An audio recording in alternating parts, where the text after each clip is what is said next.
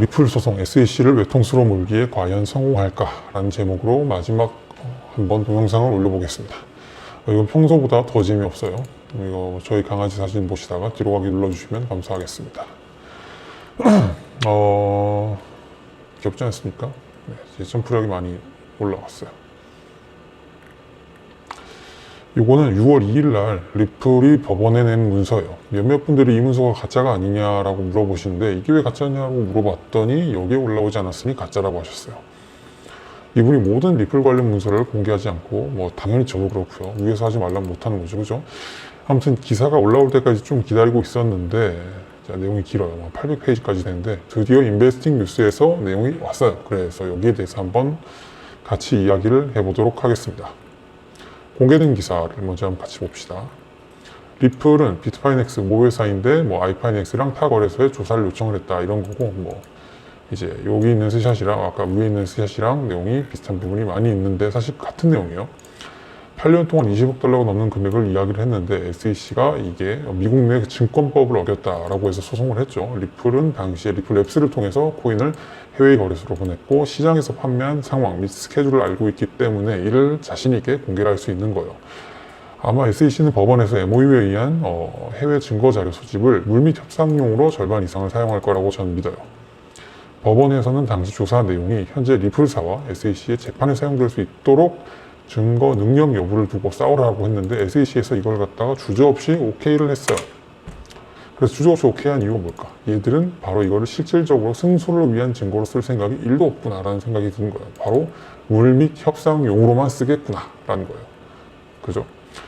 당시에 리플사도 당시에 좀 되게 미흡했죠. 그렇기 때문에 그에 대한 대책으로 니들이 반드시 조사해야 되는 핵심 내용을 MOU로 받아내고 법원에 제출해서 의도적으로 무시하지 말아라는 내용으로 선빵을 때린 거예요. 그 내용이 바로 여기에 대한 부분입니다.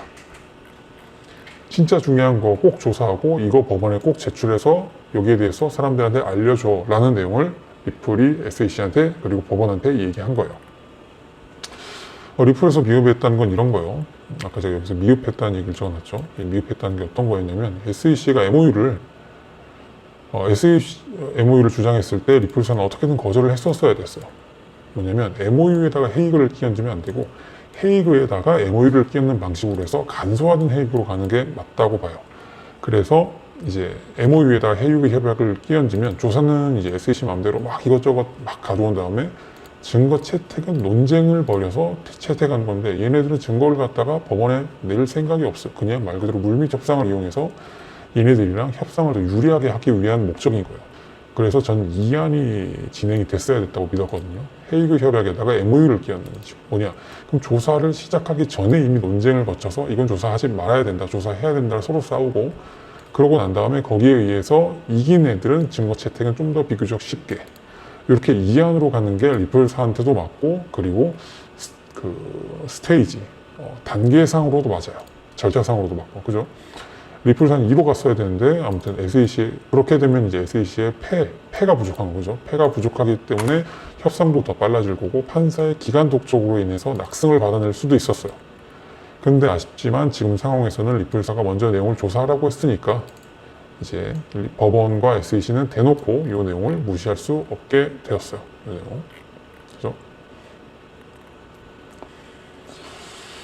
자, 그래서 일단은 리플의 판매 장소라는 게 되게 중요해요. 왜냐하면 다른 해외에 있는 거래소들을 다 조사해야 된다라고 해서 리스트업을 쫙 했잖아요. 거기에 대한 게 왜 이게 중요하냐?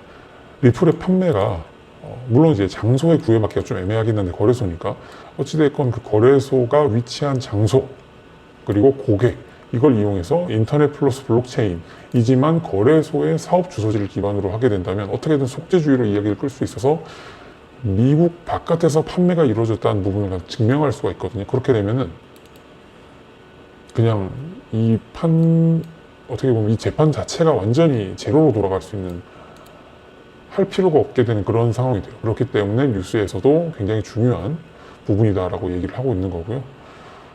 그래서 리플이 SEC MOU 자료 조사를 할 때 이걸로 먼저 이걸 먼저 조사하지 그래라고 선방을 때릴 수 있게 된 거예요. 그러면 문제가 뭐냐? SEC는 안 그래도 부족한 시간을 이제부터 자기들이 불리한 내용을 조사하기 위해서 시간을 더 써야 된다는 거예요. 그렇기 때문에 더더욱 불리한 입장에 이르는 게 맞고요. 물론 이 부분까지 판사한테 전달이 되면은 이제 판사가 이제 SEC가 60일 더 추가로 필요하다고 했는데 그 내용까지 여기다가 얹어줘서 시간을 연장받을 수 있는 가능성은 더 높아졌어요. 하지만 어찌됐건 본인들이 원하는 조사랑 정리를 마무리 짓는데 방해가 될 수밖에 없는 상황은 맞는 거예요. 자, 그럼 여기까지가 여러분들이 알고 있는 내용이고요. 자, 여기서 끝내기는 조금 아쉬워서 추가적인 내용을 한번 같이 하기 전에 저희 집 강아지를 좀 보겠습니다. 이 강아지 이름이 리무진이거든요. 허리가 길어서 닥스훈트. 얘가 식탐이 참 강하고 아마 전국에 있는 닥스훈트 중에서 홍삼을 제일 많이 먹는 강아지는 얘밖에 없을 거예요. 제가 홍삼을 먹으면 얘가 꼭 와가지고 같이 먹더라고요. 홍삼이 강아지 건강에 안 좋진 않겠죠? 자, 그럼 이제부터 뉴스에 안 나온 내용은 좀 같이 얘기를 해보겠습니다. 리플이 과연 헤이그 협약을 포기했을까?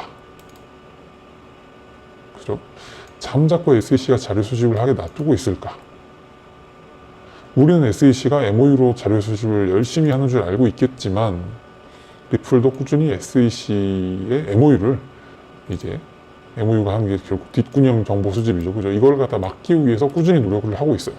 이런 건 역시나 뉴스에는 안 나와요. 거기에 대한 뉴스가 바로, 뉴스가 아니죠. 거기에 대한 내용이 바로 6월 2일 날 리플이 법원에 제출한 문서입니다. 12페이지 중에 하나고, 거기에 대한 첫 페이지가 바로 요거예요.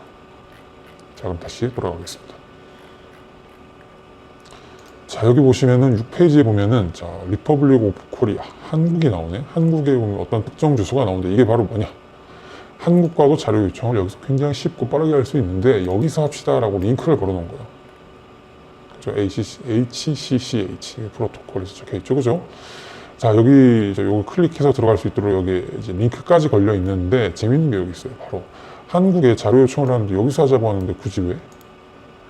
아까 말씀드렸죠. 리플이 SEC의 속지주의로 인해서 자가당착으로 소송 자체를 무효화할 수 있는 근거를 수집하기 위해서였는데, 그 거래소 중에 한국이 포함되어 있기 때문이고, 한국이 여기 보면 여기 적혀 있죠. 리퍼블릭 오브 코리아에서 빗썸, 테란로, 강남구, 그죠? 15층에서 16층을 쓰고 있었구나, 얘들이.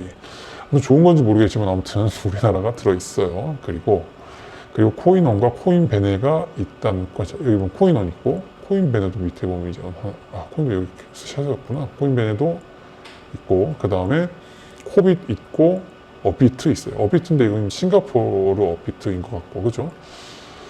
SEC의 정보를 줄 수 있는 거래소도 있겠지만 자체 법무팀이 없는 곳도 있기 때문에 없는 거 맞는 것 같아요. 아마 거기 제가 알기로 없는 걸로 알고 있는데, 아무튼 눈치 없이 아무 정보나 주지 않고 그냥 차라리 입 다물고 가만히 있어줬으면 하는 거래소도 있어요. 그래서 소송 라인을 이렇게 따라가는 게 굉장히 쉽지 않다는 거. 여기 보시면은 증거 스샷이 다시 있죠. 헤이그 컨벤션을 썼으면 어떨까라고 지속적으로 리플이 법원에 방어를 하고 있다는 거. 6월 2일 날이에요. 그죠? 아무튼 그래서 나머지 내용은 또 다음에 볼 수 있는 인연이 되면 또 한번 봅시다. 네, 나머지 내용은 다음에 봅시다. 자, 요거는 저희 집 강아지 끝. 하기 아쉬워서 요거 안 들어가 있잖아. 아무튼 저희 회사의 자동호가 프로그램인데 여기 링크가 빼져 있네요. 아무튼 왜 안 들어가 있지? 이따가 넣어야겠다. 자, 그래서 리플 소송 SEC를 외통수로 몰기 과연 성공할까인데, 저는 이게 성공하지 않을까 계속 생각하고 있습니다.